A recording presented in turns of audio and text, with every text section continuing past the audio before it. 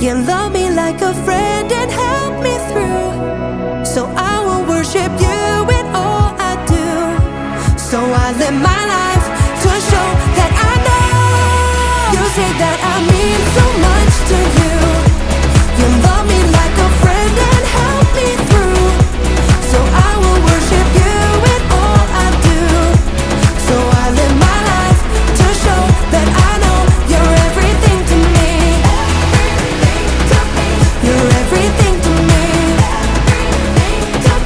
You're everything to me. So I live my life to show that I know you're everything to me.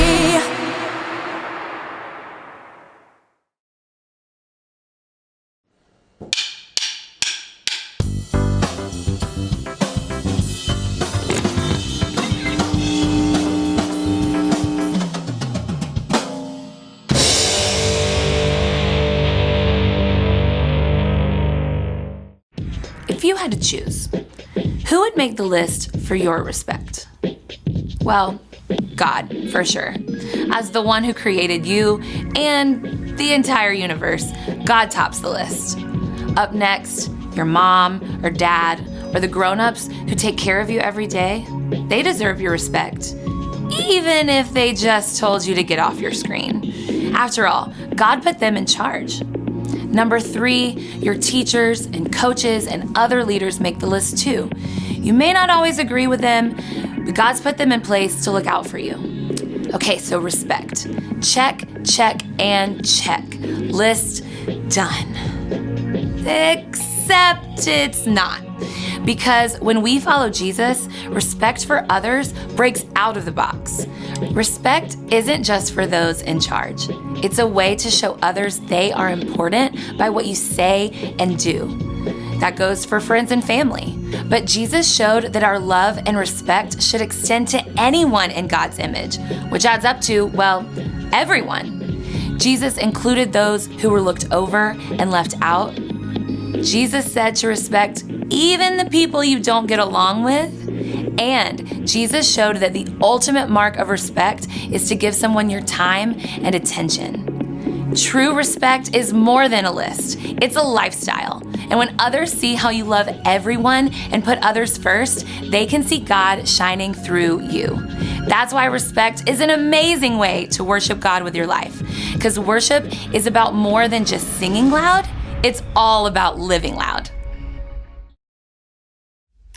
Hey, welcome to Story Lab. Skylar, I got your beakers.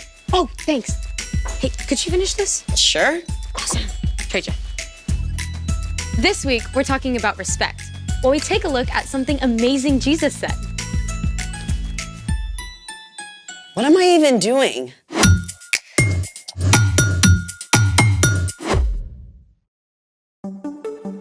Hey, I'm Skylar. And I'm Sebastian, We're talking about respect. which is showing others that they are important by what you say and do. Okay, gotta ask about the outfit. Why? What's wrong with it? Nothing, but I think it's visible from outer space. I'll admit, stripes and plaid usually don't get along. I wore this in honor of Opposite Day. Opposite Day is a thing? Yeah, it's on January 25th, but I just found out about it. To celebrate, I've even made a list of things that don't usually get along. Let's hear it. Number 1, cats and dogs.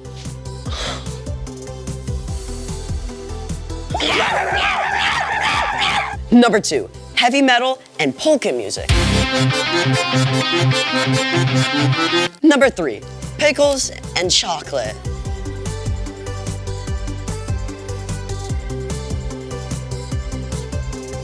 Want a bite? No thanks.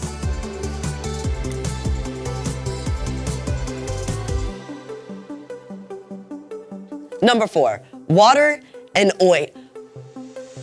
Water and Wait, let's find out what gets along with water and what doesn't. It's time to play. Will it mix? We have here salt, oil flour. and baking soda. Will our 4 contenders get along with this water and form a solution? Or, like the Batman and the Joker, will they refuse to mix? A solution is formed when a chemical substance dissolves in water. Here goes.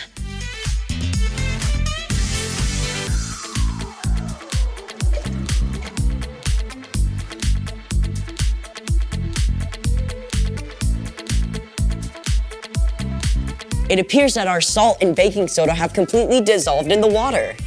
But it's clear that water and oil do not mix, and neither do flour and water. Sadly, they just don't get along. Let's try some more stuff. Honey!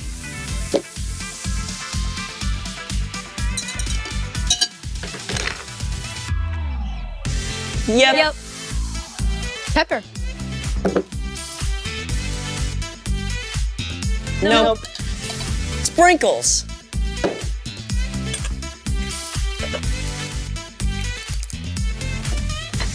Yep. Nope. Wait a sec. I think the color is dissolving off the sprinkles. But the actual sprinkles don't mix. So it's a yeah, no. Or a no, yep. Those are two words that don't get along. It's time for... The story before the story. Today, we're in Matthew, the very first book in the New Testament. But before Matthew, in the very beginning, out of a deep, deep love, God made an amazing world. But when people turned away from God, the world was broken. God made a plan to draw people back into relationship. So at the right time, God sent a tiny baby to be born in the small town of Bethlehem, God's very own son, Jesus. When Jesus grew up, he began to travel from town to town, teaching and healing. And everywhere he went, huge crowds gathered because Jesus spoke with more authority than any other teacher ever. Which is where our story starts. Take it away. Hey everyone, I'm Erica. You know, one day, Jesus sat down on a hillside in Galilee to teach his disciples, but it wasn't long before many people joined the crowd. They were amazed at what Jesus said. His teaching went beyond anything they'd ever heard before. Blessed are those who are humble. They will be given the earth. Jesus claimed that people who are sad or humble or hungry or those who suffer for doing what's right are actually blessed. He said his followers are like salt and light. He said that calling someone a fool is just as bad as, get this, murder.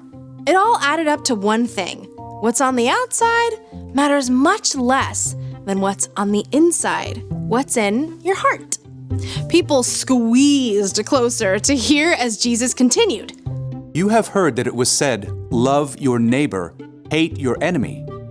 But here is what I tell you. Love your enemies. Pray for those who hurt you. What? Up to this point, most wise teachers and philosophers had agreed that you should not hurt someone unless they hurt you first. Then you had every right to get back at them. If someone punched you in the mouth and knocked out a tooth, you could punch them and knock out their tooth. If they said something mean to you, then you should shout something just as mean back at them. But Jesus taught a new way of understanding. Love your enemies. Now, it's easy to think of your enemy as the really bad guys, like a supervillain about to destroy the world, or a dangerous criminal on the run, or even the biggest bully on the playground. But your enemies can also be the people you're around every day, like the classmate who cuts ahead of you in line, even your little brother who's super annoying. Loving your enemy is simply loving anyone you don't get along with. That love is more than a warm, fuzzy feeling. You don't have to feel loving to love your enemies. In fact, you probably won't. Instead, you can speak kind words. If someone insults you, choose something kind to say in return. Don't grumble and complain about them behind their backs. In fact, you can show respect. There might even be something nice you can say about that person. You should also do well to them. If someone trips you up on the way to PE class, you can tell them that's not cool. But don't look for ways to get back at them. And most important of all, pray for them. Ask God to care for your enemy and help you forgive them. Prayer might change your enemy, and it can change your own heart too. Speak, do well, pray. When we love our enemies like that, Jesus went on to say, Then you will be children of your Father who is in heaven. Jesus kept going. He said, it's easy to be nice to anyone who's nice to you. Anyone can do that. But God gives good gifts like sunshine and rain to provide for everyone, even people who do wrong things. We are made in God's image. And when we show respect and do good things for those who don't treat us well, we're actually showing the world what God is like. Okay, that's a lot to wrap my brain around. No kidding. So, What's our part in the story? Well, choosing to love your enemy is actually a really awesome opportunity. It's a way we can work with God to show God's love to the world. Like, maybe a kid on your soccer team keeps making fun of you when you don't block goals. Instead of saying mean things about them, you could cheer for them when they make a great kick. Or if your teacher loses patience and takes away recess for the whole class, even though it wasn't your fault, you could offer to clean up the classroom. It makes me think of my little brother. He drives me nuts because he's always borrowing my shirts without asking and getting stains on them. So what do? What I want to do is yell at him and mess his stuff up. But I could keep my temper and show him how to get stains out of them. Yep. You never want to let someone keep hurting you, but you can always respond with kindness.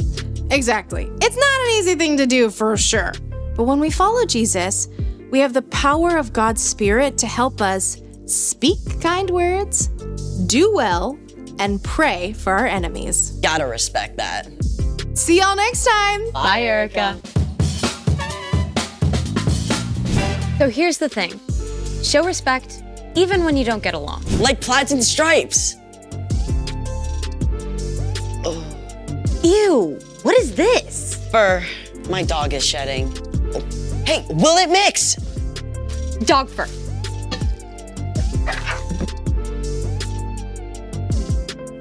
Nope. Thanks for joining us in the Story Lab. We'll see you next time. Beep.